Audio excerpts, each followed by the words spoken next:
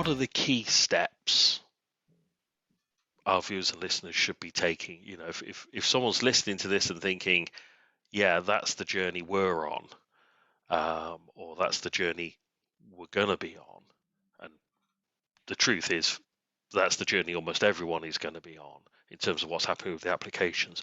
What are the main 2, 3, 4 things they need to do? And I'm presuming the number one is get on with it, because what we're seeing, I guess, across the pieces, this takes longer than people expect because of the complexity. But apart from get on with it, what should they be getting on with? Yeah, so I think the first step in this is gaining that understanding. So understanding at an organisation level, and again, kind of keeping the focus on the kind of architecture team, if you like, enterprise architects, network architects, understand what's happening within the application space. So I think we do sometimes see quite a bit of a disconnect between, the app development teams and transformation teams that are working and trying to get some of these legacy apps up into the cloud with the architecture and operational teams, infrastructure operational teams. I think the first step is really to get an understanding of what is that roadmap from an application landscape perspective, and understanding what the impact could be. So then once we understand that, then assessing what you've currently got. So, baseline the current environment, assess the capability to be able to execute the cloud strategy, a cloud transformation approach, look at where the gaps are in terms of, you're saying you want to do this, but the network will only do this. This will be the potential performance issue or capacity issue or user issue. And then I think what is key is actually raising the profile. Yeah. So it's one of the things that we talk about a lot is that, we've touched on here that the network is foundational to success for this. A lot of organizations don't see that, I don't think. So there's a little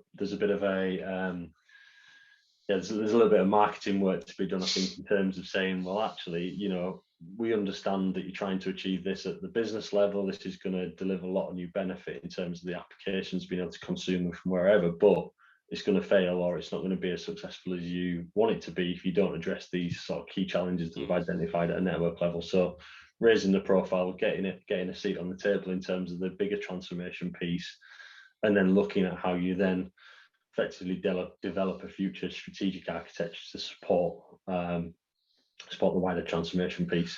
And I presume there's a budget question buried in all of that, isn't there? That, I know from a lot of conversations I've had, I'm sure you've had the same.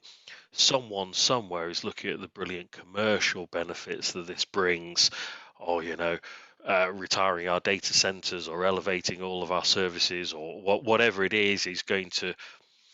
There's generally a commercial benefit being targeted, whether that's cost savings or business benefits. Either way, or both, someone somewhere's got their eye on a commercial prize. But we often find that the network hasn't really been considered in there, and there hasn't necessarily been money carved out to transform the network. And in the scheme of the whole program, is probably relatively small numbers. But if you haven't got the money to invest in the network, I think if we, again, looking on the experience on this, doing this proactively is cheaper than doing it reactively. Yeah. Because once you're in a situation where you've got to do it, you've not got much choice, and you end up tactically fixing things. Yeah. Whereas if you do something strategically and it's part of the bigger program, we know there's opportunity to take some cost out of legacy networks, whilst improving the flexibility, the agility, ensuring that you've got the cloud, direct cloud access, ensuring that you've got security embedded in. We know that's feasible if you do it proactively and strategically. But yeah, what we find is people that don't do this, as soon as they've migrated some services, think, oh crap, we've got to get some new bandwidth. Yeah. We're going to do this, and they'll just pay whatever they need to pay to get it done. Yeah.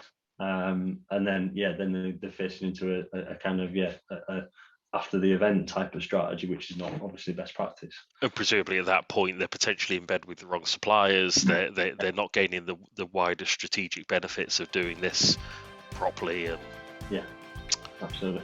Yeah.